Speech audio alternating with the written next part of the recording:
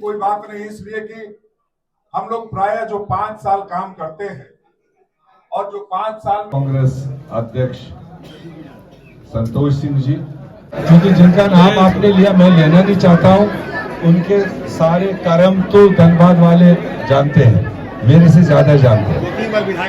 वो जो हम ही रहा होगा, मगर धनबाद की नुमाइंदगी करने के हिसाब से नहीं है। वो आप जोश से ही देख रहे हैं, इनके नजरों से उसको रिजेक्ट कर चुके हैं। तो जब वर्कर में, काडर में इतना जोश है तो डेफिनेटली हम पॉजिटिव रिजल्ट की उम्मीद है। मैं आपने देखा सुबह से धनबाद लोकसभा सीट का हमारा दौरा था। पहले हाफ में हम बोकारो में अपने तमाम रैंक एंड फाइल जो हमारी ग्राउंड पर काम करती है उनके साथ इंटरेक्शन हुआ, रिव्यू हुआ, और उसके बाद दूसरा पार्ट यहाँ धनबाद में आपने देखा। और पूरी चार्जिंग जो आप देख रहे हो यहाँ पर धनबाद में, यही हम लगातार आपके खूंटी लोकसभा, लोहरदगा लोकसभा, चतरा लोकसभा और हजारीबाग लोकसभा पीछे देख देख के आए हैं। और तकरीबन इसी तरह का माहौल पूरे झारखंड में और पूरे देश में है। आज तमाम जनता तैयार हो चुकी है कि देश में बदलाव लाया जाए। जो 10 साल से सरकार भारतीय जनता पार्टी की दिल्ली में थी और जो उन्होंने प्रॉमिसेस, जो उन्होंने जनता के सामने वादे रखे थे, चाहे वो 2014 की बात हो, चाहे वो 2019 की बात हो, जिन इश्यूज पर, मुद्दों पर उन्होंने वोट हासिल किया था, उन मुद्दों में 10 साल में उस पार्टी और उस प्रधानमंत्री ने कोई भी काम ग्राउंड पर नहीं किया। उसके उसमें जो आज इंडिया अलायंस जो बना है, या इंडियन नेशनल कांग्रेस के जो 5 न्याय प्रोग्राम है, जिसमें 25 गारंटीज हमने देश की जनता के सामने रखे हैं, जिन गारंटीज में सबसे ज्यादा 50% आबादी महिलाओं के बारे में 1 लाख रुपए सालाना उनको देने का हमने उसमें गारंटी दी है। और महिलाओं को 50% आरक्षण गवर्नमेंट जॉब्स में कांग्रेस पार्टी ने कहा है। इसी तरह से युवाओं के लिए जो टेक्निकली ट्रेन निकलेंगे उनको पहली नौकरी पक्की के तहत 1 लाख रुपए सालाना दिया जाएगा। और किसानों के लिए जो हमने मिनिमम सपोर्ट प्राइस की गारंटी दी, कॉन्स्टिट्यूशनल गारंटी उनके साथ, हमने पिछड़े वर्गों के लिए कहा कि जितनी आबादी उतना हक, बाज़ाब्ता सेंसस करके जिनकी जितनी आबादी है उनको उतना हक देने का हमने जनता के सामने रखा है। इसी तरह से मजदूरों की बात वहां पर रखी है। ये सारी चीजें इस वक्त सबसे टॉप पर लोग पसंद कर रहे हैं, स्टूडेंट पसंद करते हैं, नौजवान पसंद कर रहे हैं, महिलाएं पसंद कर रही हैं और किसान पसंद कर रहे हैं, जिसकी वजह से एक कंप्लीट एक माहौल बदल चुका है। और आने वाले 4 जून के बाद में देश में एक इंडिया गठबंधन की सरकार बनाने की तैयारी हो रही है। आज 5वें फेज की पोलिंग हुई, 2 फेज और बाकी है। आप जैसे यहाँ धनबाद में माहौल देख रहे हैं, लोगों का जज्बा देख रहे हैं, लोगों का जोश देख रहे हैं, इसी तरह का अक्रॉस इंडिया और खासकर झारखंड में हमको देखने को मिला है। तो इसलिए हम उम्मीद रखते हैं और अपील भी करते हैं लोगों से, क्या आप ज्यादा से ज्यादा तादाद में निकलिए, वोटिंग करिए, इंडिया गठबंधन के उम्मीदवारों को कामयाब बनाइए। हम आपको अगले 5 साल के लिए एक प्रो पीपल सरकार देंगे, जो लोगों का उत्थान करेगी, जो युवाओं के रोजगार की बात करेगी, जो महिलाओं की बेहतरी की बात करेगी।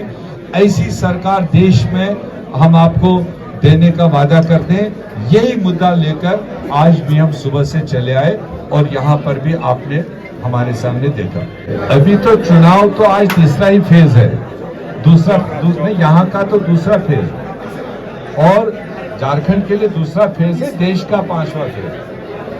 तो अभी जब तक सारी सीटें नहीं होंगी तो हम तो दूसरों की तरह फिगर नहीं बोलेंगे, मगर हमें इस बात का भरोसा है कि इस बार झारखंड वासी एक हिस्टोरिक जीत इंडिया गठबंधन के नाम से देंगे, क्योंकि झारखंड के साथ कुछ ज्यादतियां भी हुई। झारखंड में एक इलेक्टेड सरकार को टॉपल करने की कई कोशिश की गई, और जिसमें एक रिसेंट पास में कोशिश की गई जब यहाँ के चीफ मिनिस्टर को इस्तीफा देना पड़ा, और वो पॉलिटिकली मोटिवेटेड और एक बाज़ाब्ता इलेक्शन शेड्यूल को देख करके जिस तरह का सरकार गिराने की कोशिश की गई और जिस तरह से उनको बंद किया गया, उसका हिसाब किताब, जैसे यहाँ नारा चल रहा है ना, जेल का ताला टूटेगा और हेमंत सोरेन छूटेगा, तो ये एक अक्रॉस जज्बा है। इसी तरह से जो झारखंड ट्राइबल्स के साथ में इनजस्टिस हुआ, यहाँ की कोलिशन सरकार ने सरना धर्म कोड के लिए बिल पास किया और वो गवर्नर के यहाँ से ही वापस कराई मोदी सरकार ने। वो नहीं चाहे कि इनको वो हक मिले, तो उसकी कमिटमेंट हमने इंडिया गठबंधन ने दी है कि जैसे हमारी सरकार बनेगी हम सरना धर्म कोड को यहाँ पर लागू करने का अहकाम करेंगे। मुझे लगता है इस बार जनता के दबाव में वो ईवीएम को भी नहीं छेड़ सकता है, और दूसरी बात उसमें चूंकि सुप्रीम कोर्ट ने कॉग्निजेंस ली है, कुछ हिदायत जो उन्होंने दिए हम अभी तक चुनाव में देख रहे हैं कि तकरीबन सुप्रीम कोर्ट के उन हिदायत के मुताबिक फिलहाल चल रहा है। आजकल कोई जादूगर नहीं है कि जो उसमें ये कर सकता है। हाँ, लोगों का अगर 50-50 रहता है तो उसमें गुंजाइश रहती है। लोगों का फैसला एक तरफा है। आज भाजपा के खुद के लोग पोलिंग बूथ पर जाने के मतलब सिचुएशन में नहीं है, जनता के बीच में जाने के सिचुएशन में नहीं है। वो खुद फेल कर रहे हैं कि हमने 10 साल झूठ बोला, हमारे लीडरों ने झूठ बोला, तो इसलिए हमें लोगों की हीट फेस करनी पड़ती है। तो इसलिए ऐसे में जनता होशियार है, झारखंड की जनता होशियार है, पॉलिटिकली होशियार है। हमें पूरा भरोसा है जो ये फैसला देंगे वो सर्वप्रथम। आलमगीर साहब के आलम को क्या करना? मुद्दा बना, उससे कैसे नैया पार लगाएगा? सभी चुनाव जगह पे अजीत पवार का नाम सुना है आप लोगों ने? अजीत पवार का नाम सुना है? अगर सुना है तो बताइए। प्रधानमंत्री के जबान से 70,000 करोड़ का घोटाला। प्रधानमंत्री एक दिन पहले महाराष्ट्र में जाकर कहते हैं कि यहाँ सबसे बड़ा घोटालेबाज 70,000 करोड़ का घोटाला अजीत पवार ने किया। दूसरे दिन शाम को वो भारतीय जनता पार्टी का उप मुख्यमंत्री बनता है। पहले उसका जवाब दे,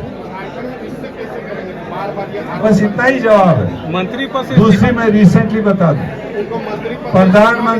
प्रधानमंत्री जी ने खुद कहा अभी 5 दिन पहले अडानी टेम्पू में पैसा लेकर किसी के यहाँ उसने देखा, प्रधानमंत्री ने देखा। तो पहले तो हम चाहेंगे प्रधानमंत्री जी, अगर आपने देखा टेम्पू में अडानी पैसा लेकर जा रहा है तो पहले आप पर इन्वेस्टिगेशन होनी चाहिए, ईडी को उनको पर केस करना चाहिए, उनको पूछना चाहिए था। आलमगीर आलम साहब इस्तीफा देंगे या नहीं देंगे? मंत्री पद पे ही रहेंगे? आलम बहुत सीनियर साथी है, वो सही टाइम पर सही फैसला लेंगे। ये 10 साल से तो उन्होंने उस पर कोई एक्शन नहीं लिया। अब नई सरकार बनेगी, इंडिया गठबंधन की सरकार बनेगी, उसका जायजा लिया जाएगा। जो गरीब लोगों का फंसा हुआ है उसका कोई ना कोई तरीका निकाला जाएगा। जिंदाबाद जिंदाबाद जिंदाबाद।